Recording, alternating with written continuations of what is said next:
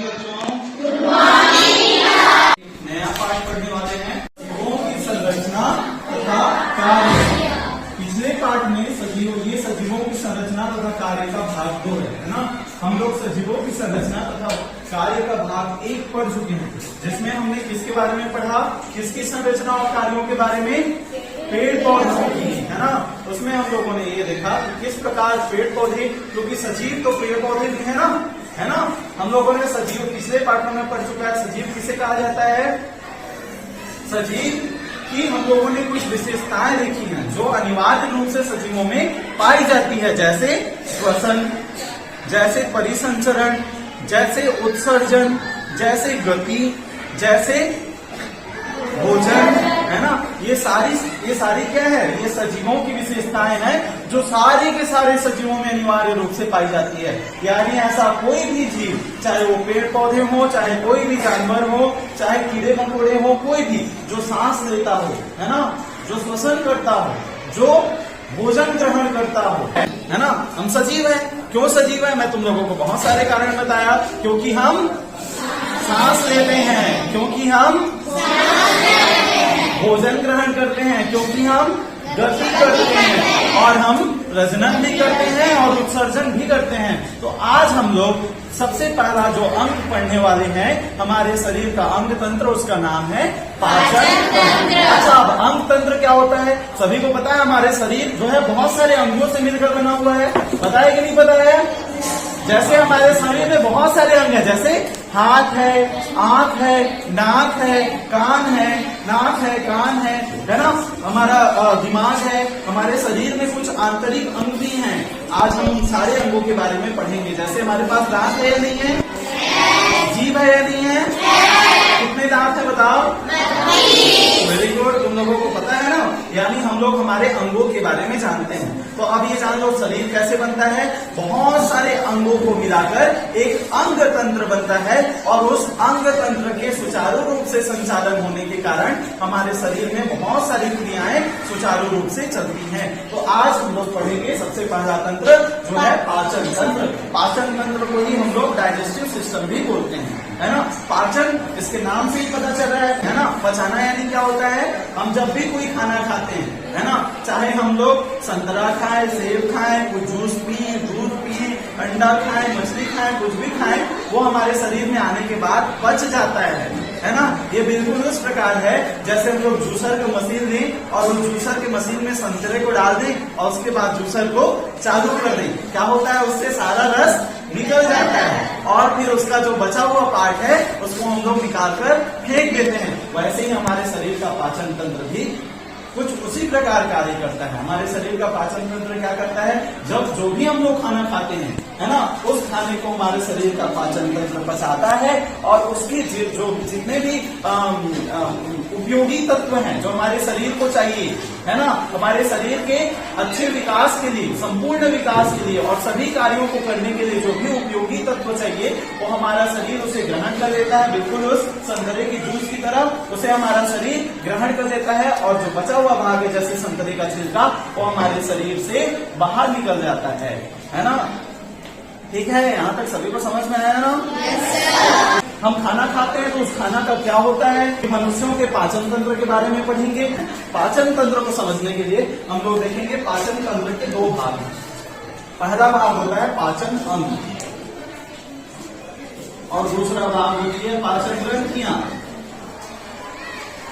ठीक है, अब पाचन अंग किसको बोलेंगे? हमारे शरीर के ऐसे अंग जो इस पाचन की प्रक्रिया में भाग लेते हैं और भोजन को पचाने में मदद करते हैं, वे सारे के सारे अंगों को हम क्या कहेंगे? पाचन अंग कहेंगे। जैसे पहला पाचन अंग हमारे शरीर का जो सबसे पहले है वो है मुंह। कभी भी हम लोग खाना खाते हैं तो सबसे पहले कहाँ जाता है? मुंह में जाता है कि नहीं जाता है? तो मुंह में जाता है। मुंह में जाने के बाद हमारा पाचन शुरू हो जाता है। कैसा है? वो हमारे मुंह में होता है जीभ और दांत, है ना। ये हमारे लिए उपयोगी है कि नहीं है? अच्छा, एक बात मुझे बताओ, अगर हमारे शरीर में दांत न हो तो क्या होगा? हम सभी को पता है हम लोग भोजन को किसके माध्यम से चबाते हैं? दांत के माध्यम से चबाते हैं। तो हमारे मुख हमारा सबसे पहला पाचन अंग हो गया, जिसमें दांत और जीभ इसकी सहायता करते हैं ना, इस तरह से मुख में। इसके अलावा मुख में एक पाचन ग्रंथि भी होती है, जिसका नाम है लार ग्रंथि। हम सभी को एक बात बताओ, अगर मैं गुलाब जामुन का नाम लूं तो क्या हमारे मुंह में पानी आता है? आइसक्रीम, गुपचुप, यानी उसका नाम सुनते ही पानी आ गया ना। तो वो जो पानी है, उसी पानी को हम लोग लार के रूप में जानते हैं। किसके रूप में जानते हैं? लार के रूप में जानते हैं। यही लार कहाँ से निकलता है? मुख में आ रहा है ना, यानी ये मुख में ही होता है। जैसे ये देखो, ये हमारा लार ग्रंथि, ये लार ग्रंथि हमारे लिए क्या निकालती है? लार। और ये लार क्यों जरूरी है पता है? क्योंकि जब हम लोग कुछ भी भोजन खाते हैं ना, वो इसी लार के साथ मिक्स होता है, इसी लार में घुल जाता है, और भोजन को ये लार चिकना बनाता है, चिकना। और ये चिकना बनाने से कारण क्या होता है? भोजन आसानी से फिसलकर हमारे गले से नीचे चला जाता है। अच्छा, तो अब भोजन का काम मुख में खत्म हो गया। क्या किया? मुख में लार के साथ सबसे पहले वो भोजन मिक्स हो गया, हमारे दांतों ने उसको खूब चबाया, इतना चबाया कि वो भोजन एकदम महीन कणों में बदल गया, है ना। जो बड़ा भोजन था वो महीन कणों में बदल गया, और भोजन अब हमारे मुख से नीचे उतर रहा है। देख रहे हो? अब मुख से नीचे उतरते ही ये सबसे पहला जो अगला पाचन अंग काम करता है, उसका नाम है ग्रसनी। क्या नाम है उसका? ग्रसनी। इसी ग्रसनी को हम लोग फेरिंक्स भी बोलते हैं। क्या बोलते हैं? फेरिंक्स भी बोलते हैं। ठीक है। अब भोजन कहाँ गया? मुख से ग्रसनी में। ये ग्रसनी के माध्यम से भोजन नीचे उतरते हुए, ग्रसनी क्या है? ग्रसनी एक पाइप की तरह होती है ना। उसी ग्रसनी में हमारा वेट पाइप भी होता है, फूड पाइप भी होता है ना। भोजन को खाने के लिए भी वही पाइप होती है, और जो हम लोग सांस लेते हैं ना, सांस नली, आहार नली बोलते हैं हम लोग इसको, और सांस नली, ये दोनों उसी ग्रसनी में होती है। ठीक है। उस ग्रसनी के माध्यम से फिर ग्रसनी से एक और पाइप जैसी संरचना जुड़ी होती है। उस पाइप का नाम होता है, हम लोग इसको बोलते हैं ग्रास नली। नली यानी पाइप, है ना, और ग्रास यानी जो ग्रहण करना, तो ग्रहण करने वाली नली है, यानी ये भोजन को ग्रहण करती है ना। और इस नली से फिर भोजन होते होते, ये देखो, यहाँ से इस नली से होते होते भोजन आते आते, ये हमारा क्या है? ये सबसे पहले तो ये हमारा फेफड़ा है, फेफड़े के बीच में हमारा हृदय, और हृदय के नीचे इसको हम लोग बोलते हैं क्या? ये अमाशय। ये थैलीनुमा संरचना है, थैली की जैसी दिख रही है ना, ऐसा थैली, जिसमें पहले संरचना में क्या होता है? हमारा भोजन उस ग्रास नली से जो आया, ग्रास नली के माध्यम से होते होते इस थैलीनुमा संरचना में भोजन जमा होता है। समझ में आ रहा है बेटा? किसमें आ गया अभी भोजन? ग्रास नली से होते हुए अमाशय। इसका नाम क्या बोला मैं? तो चौथा हमारा पाचन अंग क्या हो गया? अमाशय। इस अमाशय को हम लोग इंग्लिश में बोलते हैं स्टमक। क्या बोलते हैं? स्टमक। ठीक है। अब इस थैलीनुमा संरचना में आ गया, तो सारे भोजन को पचाने के लिए इसके अंदर से निकलता है पाचक रस। वो पाचक रस उस भोजन के साथ मिलकर उसे और महीन कणों में तोड़ देता है, उसे पूरा पचा देता है। ऐसे जैसे उस जूसर क्या कर रहा था, उस खाने जो भी हम लोगों ने संतरे का छिलका डाला था, उसको पूरा निचोड़ के उससे रस निकाल दे रहा था ना, कुछ यही काम यहाँ भी हो जाता है। ठीक है। ये क्या है? हमारा अमाशय। अब अमाशय, इसी अमाशय से भोजन होता हुआ, यहाँ अमाशय था, अमाशय के नीचे में ये छोटी आंत है। ये क्या है? ये छोटी आंत। ये जो बड़ी दिख रही है, क्या होगी? बड़ी आंत, है ना। तो इस अमाशय से भोजन आ जाता है फिर छोटी आंत में, और छोटी आंत में फिर भोजन का पाचन होता है, और छोटी आंत से पचने के बाद भोजन, छोटी आंत की जितनी भी उसके अंदर की जो संरचना है ना, उसमें भोजन का पूरा जूस निकलने के बाद जितने भी उसके उपयोगी तत्व हैं, जैसे हम लोग खाना खाते हैं उसी से हम लोगों को क्या क्या उपयोगी तत्व मिलते हैं? विटामिन, कार्बोहाइड्रेट, प्रोटीन, फैट यानी वसा, है ना। अच्छा, एक बात मुझे बताओ, अगर हम लोग खाना ना खाएं तो क्या होगा? खाना ना खाएं तो क्या होगा? मरेंगे, मर जाएंगे बेटा, बहुत दिनों तक खाना ना मिले तो। लेकिन अगर आज तुम्हें तुम्हारी मम्मी खाना ना दे तो क्या होगा? भूख लगेगा, हमें बहुत भूख लगेगा और हम किसी भी काम को पढ़ने का मन लगता है क्या? भूखे रहते हैं तो हमें खेलने का मन लगता है क्या? हमें कोई भी कार्य करने का मन करता है क्या? और ऊर्जा महसूस होती है? उछलने कूदने का मन करता है? हमें उस दिन बहुत थकान महसूस होती है, कमजोरी महसूस होती है ना? कोई भी कार्य करने में मन नहीं लगता और उसी को हम अगर कुछ खा लें, अच्छा खासा पेट भरा हुआ हो तो हम उछलने कूदने लगते हैं, है ना? हम खेलने कूदने लगते हैं, हमारा मन पढ़ने में भी लगता है। इसका मतलब क्या हुआ? हमें कोई भी कार्य करने के लिए, चाहे मैं बैठूं, खड़े हूं, दौड़ूं, पढ़ूं, लिखूं, है ना, मुझे कोई भी कार्य करने के लिए ऊर्जा की जरूरत है। जैसे इस पंखे को, अभी ये पंखा घूम रहा है क्या? नहीं। अगर मैं ये स्विच चालू कर देता हूँ तो ये पंखा घूमने लगता है। क्यों? क्योंकि इस पंखे को ऊर्जा कहाँ से मिलती है? बिजली से। वैसे ही हमारे शरीर को भी ऊर्जा कहाँ से मिलती है? भोजन से। यानी उसी भोजन को पचाने के बाद उसके जो पचे हुए तत्व हैं, जैसे कार्बोहाइड्रेट, प्रोटीन, वसा, इनको हमारा शरीर छोटी आंत के माध्यम से, छोटी आंत की जो त्वचा है वो इसे अवशोषित कर लेती है, अब्जॉर्ब कर लेती है, अपने अंदर ले लेती है और उसी अवशोषित पदार्थ को फिर खून के माध्यम से सारे भागों में भेज दिया जाता है और हमारे सारे भाग शरीर के सुचारू रूप से कार्य करने लगते हैं। सभी को समझ में आया नहीं? तो हमारे शरीर के लिए पाचन तंत्र जरूरी है या नहीं है? जरूरी है। और भोजन भी जरूरी है या नहीं है? भोजन भी हमारे लिए जरूरी है और पाचन तंत्र भी जरूरी है। तो अमाशय के बाद पांचवा हमारा पाचन अंग क्या हो गया था? छोटी आंत और बड़ी। पानी पीते हैं उसको सबसे ज्यादा एब्जॉर्ब करता है बड़ी आंत, है ना? उसको सबसे ज्यादा अवशोषित करता है बड़ी आंत और उसके बाद फिर वो पानी और जो बचा, हमने सारे उपयोगी भागों को दे दिया है। अब उस अनुपयोगी भाग का क्या होगा?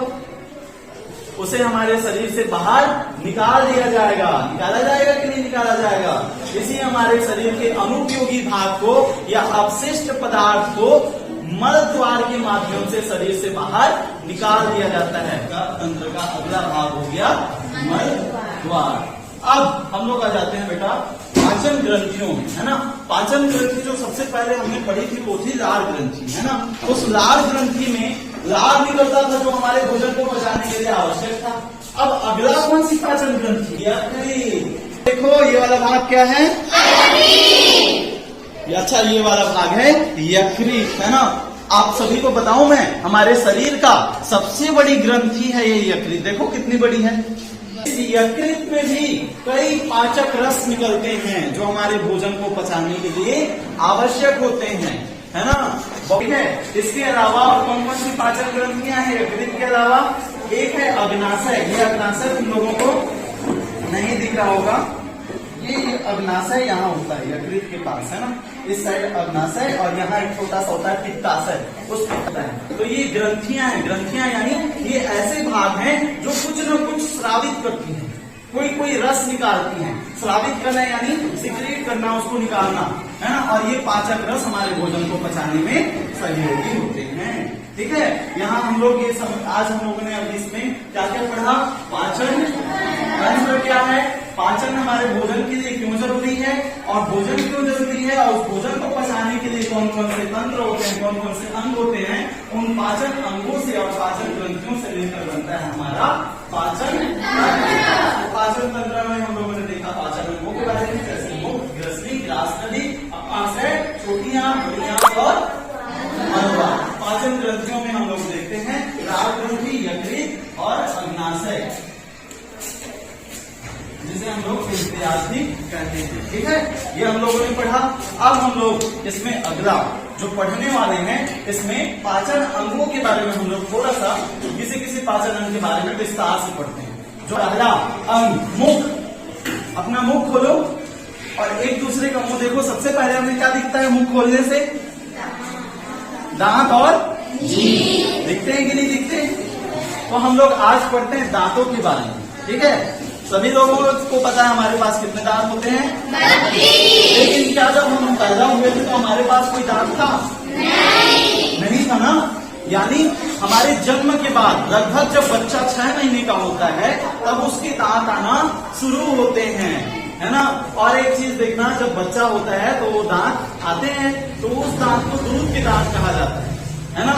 और ये दांत स्थायी नहीं होते, ये जीवन भर नहीं रहते। वो एक समय के बाद टूट के गिरने लगते हैं। अब हम लोग देखते हैं दांतों के बारे में। ये देखो यहाँ मैंने दांतों के प्रकार का चित्र तुम्हारे लिए बना के रखा है। इस दांत में हमारा दांत ही देखो, सबसे पहले सभी लोग देखो एक एक जबड़े को हम लोग देखेंगे, ठीक है। पहले ऊपर वाला जबड़ा, ऊपर की जबड़े में शुरू का जो 4 दांत जो एकदम किसकी तरह दिखता है, जो एकदम सीधा होता है ना, जो एकदम सीधा हो, फ्लैट हो। देख रहे हो सामने का दांत, ये वाला दांत की मैं बात कर रहा हूँ, दिखाई दे रहा है सभी को। एक दूसरे का दांत देखो, तो ये शुरू के 4 दांत, इन दांतों के नाम भी हैं। क्या नाम है इनका पता है? इस दांत का नाम है कृंतक। क्या नाम है इनका? कृंतक। तुम्हारे बुक में भी ये डायग्राम दिया है ना, उसमें भी आप लोग देख सकते हो, जिसमें आपको समझ में आए और अपना दांत भी महसूस करते जाना है साथ ही साथ, ठीक है। ये आगे के 4 दांत क्या कहलाते हैं? कृंतक। अब ये कृंतक का नाम क्या है? ये कृंतक का काम क्या है पता है? ये कृंतक छेनी की आकार का होता है, छेनी, है ना। और इसका काम होता है काटने का। जैसे हम लोग सेब खाते हैं तो कितने लोग सेब इधर से काटते हो? हाथ उठाओ। कोई काटते हो क्या इधर से सेब? नहीं, सारे लोग कैसे काटते हैं? ऐसे काटते हो कि नहीं काटते हो? सेब खाना हो, अमरूद खाना हो, कैसे काटते हैं? ऐसे। यानी काटने का काम हम किससे करवा रहे हैं? हमारे इस सामने के 4 दांत से। आगे के 4 दांत ऊपर जबड़े में और नीचे के 4 दांत, टोटल 8 दांत। इस 8 दांत को हम लोग बोलते हैं कृंतक। और इस कृंतक का प्रमुख कार्य क्या हुआ? इस कृंतक का प्रमुख कार्य क्या हुआ? काटना। इस कृंतक के बाद अगल बगल में एक नुकीला दांत दिखाई दे रहा है, उस नुकीले दांत को हम लोग बोलते हैं रदनक। क्या बोलते हैं? इस रदनक का काम क्या होता है पता है? चीरने काटने वाला। जैसे हम लोग जब मांस खाएं या फिर हमको कुछ काटना चीरना हो तो हम लोग ऐसे चीरते हैं, है ना। और ये ही दांत देखना हमारा छोटा छोटा है ना, क्यों? क्योंकि हम लोग कच्चा मांस नहीं खाते। और कुछ जानवरों का ये दांत बहुत लंबा लंबा नुकीला होता है। क्या मुझे आप उन जानवरों के नाम बता सकते हो? Very good. और चीता और कुत्ता और बिल्ली। Very good. ये कुत्ता, बिल्ली। अच्छा, इनका ये दांत नुकीला और बड़ा क्यों होता होगा? क्योंकि उनको सबसे ज्यादा जरूरत इसी दांत की पड़ती है। कौन सा दांत? रदनक। और ये रदनक का कार्य क्या है? चीरना, है ना। इसी से कुत्ते बिल्लियां अपना मांस, लोग जब चूहे को पकड़ती है ना बिल्ली, तो इसी से अपना उसका मांस खींच लेती है ना। तो ये उसका चीरने का दांत है। इसका नाम क्या हुआ? रदनक। अब अगला जो 2 दांत है बेटा, अगला दांत रदनक के बाद आगे बढ़ो। ये नुकीला दांत के बाद अगला 2 दांत छू के देखो। इस दांत को हम लोग बोलते हैं अग्र चवर्णक। क्या बोलते हैं? अच्छा, चवर्णक क्यों बोल रहे हैं? चवर्णक का मतलब होता है चबाना, है ना। चवर्णक का मतलब चबाना और अग्र का मतलब होता है आगे।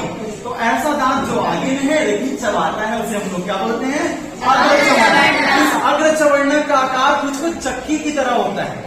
जैसे तुम लोग वो वाला चक्की देखो जो गांव में पहले जिसमें दाल पीसा जाता था, है ना, वो वाला चक्की। तो इस चक्की की तरह होता है, यानी चपटा होता है। तो ये दांत क्या करता है पता है? ऊपर का दांत और नीचे के दांत के बीच में भोजन पूरा चबाता है, ऐसे, है ना। तो इसका काम क्या हुआ? चबाना। इसी 2 दांत के बाद और 3 दांत आते हैं बेटा, है ना। और 3 दांत आते हैं इसी 2 दांत के बाद, जिनका प्रमुख जिनका नाम होता है चवर्णक। जिनका नाम क्या हुआ? ये भी, इनका भी आकार उन्हीं की तरह होता है, चक्की की तरह। इसका भी काम क्या हुआ? चबाना। तो टोटल हमारे पास 32 दांत हो गए। कैसे? 4 कृंतक ऊपर, 4 कृंतक नीचे। कितने हुए? 8, है ना। उसके बाद रदनक 4 कितने हुए? 12। कितने हो गए बताओ? 12। उसके बाद फिर ये 2 4 और 2 4 उधर ऊपर, है ना। ये एक जबड़े हम लोग देख रहे हैं ना, कितने हो गए? 8 4, ये 2 4 और 2 4 8 हो गए। 12 8 20। इसके बाद फिर इधर के दांत, नीचे के 3, इधर 3 6 और ऊपर में 6 12।